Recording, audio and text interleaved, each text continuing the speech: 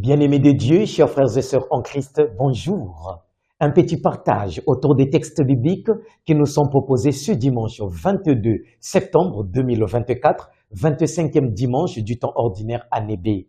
La première lecture nous vient du livre de la sagesse, le chapitre 2, le verset 12, puis du 17e au 20e verset. Pour la méditation, nous avons le psaume 53. Saint Jacques va nous accompagner dans la deuxième lecture, cette fois-ci au chapitre 3, du 16e verset jusqu'au chapitre 4, 3e verset.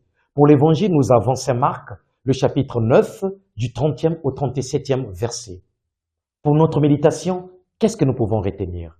Un petit thème que chacun de nous pourrait développer. Dieu est l'appui des justes et des pacifiques. Dieu est l'appui des justes et des pacifiques. Pour mieux rejoindre ces thèmes, 3 petits pas. Le tout premier pas, c'est celui que nous avons intitulé « La lumière du juste dérange les ténèbres ». Le deuxième pas, la puissance du juste, c'est son Dieu. Sa force, son secours, c'est son Dieu. Enfin, le troisième et dernier pas, combattre nos guerres intérieures. Revenons sur le premier pas, bien-aimé de Dieu. La lumière du juste dérange les ténèbres.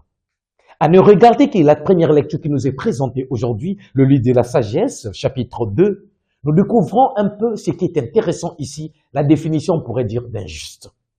Oui, la lumière du juste. Qui est le juste? À en croire notre texte, le juste, c'est celui qui est fidèle à Dieu. C'est celui qui s'oppose aux mauvaises pratiques. C'est celui qui s'oppose au mal. C'est celui qui dénonce les travers. C'est celui qui est fidèle à la bonne éducation ou à la bonne tradition reçue. Eh bien, c'est celui qui reproche lorsqu'il constate que ça ne va pas. Il est prêt à dire à son frère ou à sa sœur que ce que tu es en train de faire n'est pas bien.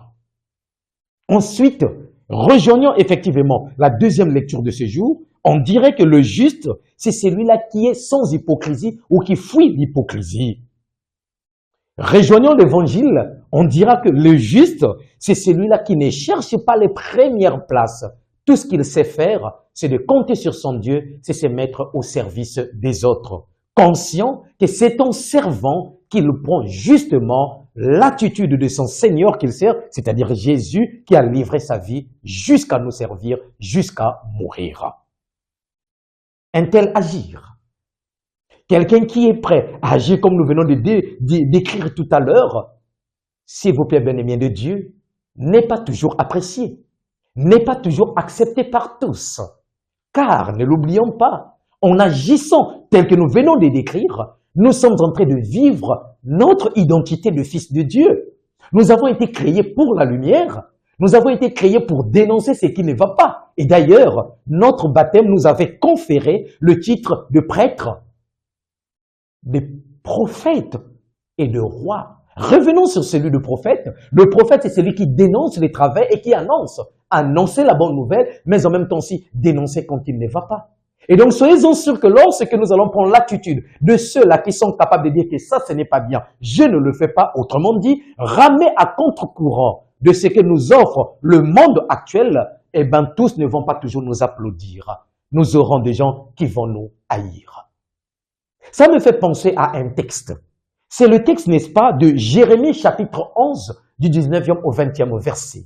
Oui, le prophète Jérémie, par le simple fait qu'il dénonce les travers, reçoit la mission du Seigneur pour aller communiquer la bonne nouvelle et dénoncer les travers, il n'est pas accepté.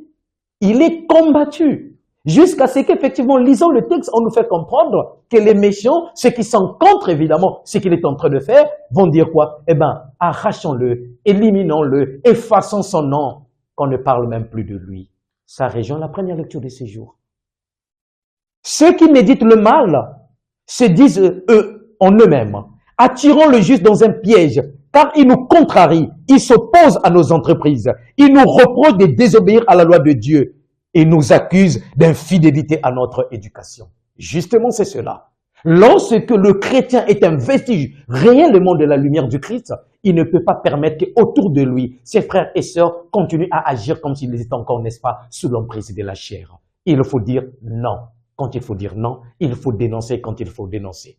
Oui, ça va nous coûter tout ce que ça peut nous coûter, mais je crois qu'au nom de l'Évangile, il faudrait le faire. C'est notre mission. Un peu plus loin, un autre texte me fait comprendre que même les prophètes ont subi le même sort. Je prends le cas de Jean-Baptiste.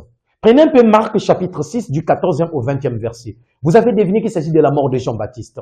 Hérodiade ainsi que Hérode vont se retourner contre lui. Ils vont chercher à faire quoi? Eh bien, à tuer Jean-Baptiste. Et c'est ce qu'ils vont faire. Surtout avec Hérodiade, cette femme-là. Pourquoi? Parce que Jean-Baptiste est en train de dénoncer leur travers. Tu n'as pas le droit de prendre la femme de ton frère. Hérodiade est jalouse. Elle développe une haine envers Jean-Baptiste.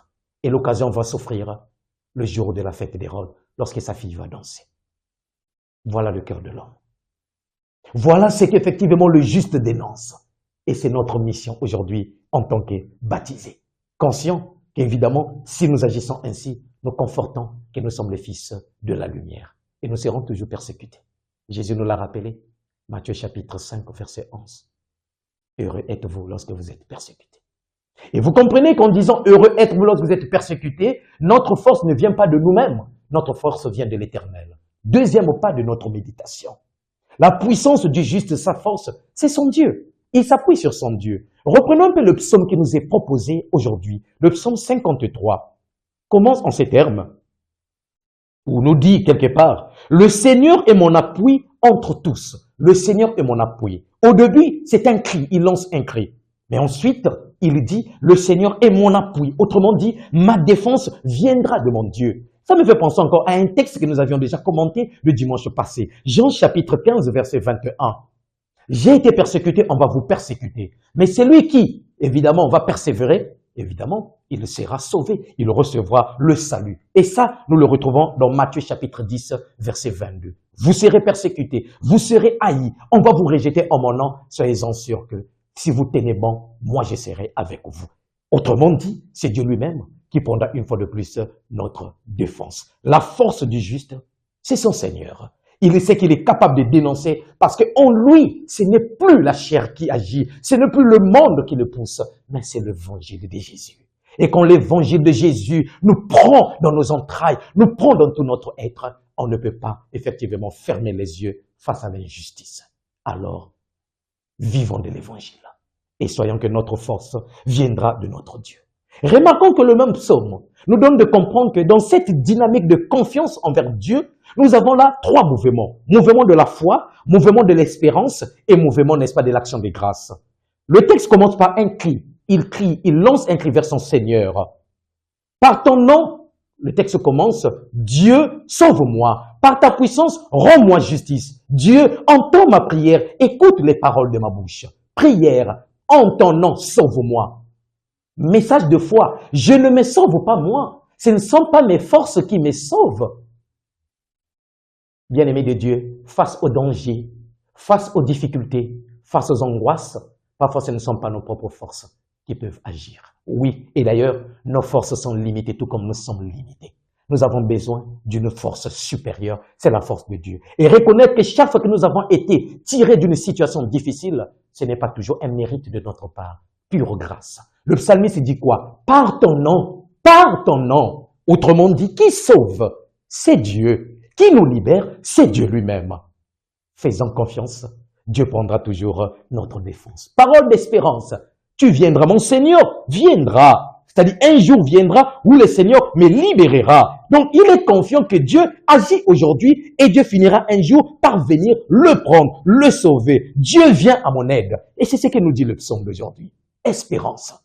Dieu sera toujours là. Enfin, l'action des grâces, le psaume termine en ces termes. Je rendrai grâce à ton nom, car il est bon. Je t'offrirai le sacrifice. L'action des grâces. Savoir reconnaître que chaque fois que Dieu me sauve, il y a de quoi lui dire merci Seigneur. Et quelquefois, nous ne savons pas dire merci. Or, le juste, c'est aussi celui-là qui sait dire merci à Dieu. Père, merci pour tes bienfaits. Seigneur, merci pour tes bienfaits. Et quand les bienfaits de Dieu nous entourent, nous pouvons alors vivre selon ces bienfaits-là. Autrement dit, extirper de notre cœur, nos guerres. Vous avez compris par là qu'il s'agit du troisième et dernier pas. que je nous propose pour notre méditation. Combattre nos guerres intérieures. Nous sommes en perpétuelle guerre, bien-aimés de Dieu. Et Saint Jacques nous le rappelle dans la deuxième lecture de ce jour. Nous sommes en perpétuelle guerre. En nous, il y a et la paix et la guerre. Et quelquefois, nous-mêmes, nous pouvons attirer en nous et autour de nous la guerre ou les guerres. Lorsque tu envies, lorsque tu es jaloux, lorsque tu ne veux pas voir les autres réussir, lorsque ton frère, ta sœur qui est à côté de toi a besoin que tu lui tendes la main pour pouvoir le porter et qu'un jour il réussit, tu te retournes encore contre ton frère ou contre ta sœur, eh ben, tu as une guerre que tu n'arrives pas à éteindre dans ton cœur. La jalousie, l'envie, les calomnies, la méchanceté, le mal sous toutes ses formes, bien-aimé de Dieu, est une guerre. Et Jésus nous l'avait déjà rappelé. Cette guerre, il faut la combattre à l'intérieur de nous. Nous pouvons reprendre ici Marc chapitre 7, verset 21. Parallèle, Matthieu chapitre 15, verset 19. C'est du dedans de l'homme, de l'intérieur de l'homme, que vient le mal, la jalousie, l'envie, le mauvais sort qu'on peut professer à travers nos paroles ou jeter je ne sais comment. Tout ça là, ça vient du cœur. Autrement dit, une personne qui vit sous la jalousie, au cas contraire, emballée par la jalousie, l'envie, haïr les autres, proférer le mal ou vouloir le mal, cette personne est en guerre. Cette guerre n'est pas seulement extérieure. Il y en a même qui peuvent te le dire ouvertement, mais parfois ça bouillonne à l'intérieur. Et je crois que la vraie guerre, c'est celle qui est à l'intérieur. Et quand Jésus nous demande à ce que nous puissions d'abord combattre ce qui est à l'intérieur, c'est qu'il est en train de nous inviter à ce que nous puissions, bien aimés de Dieu, extirper de nos cœurs, extirper de nos vies toutes les pensées méchantes. Si notre intérieur est en paix, nous serons en paix envers les autres. Car ne peut offrir la paix qu'un pacificateur.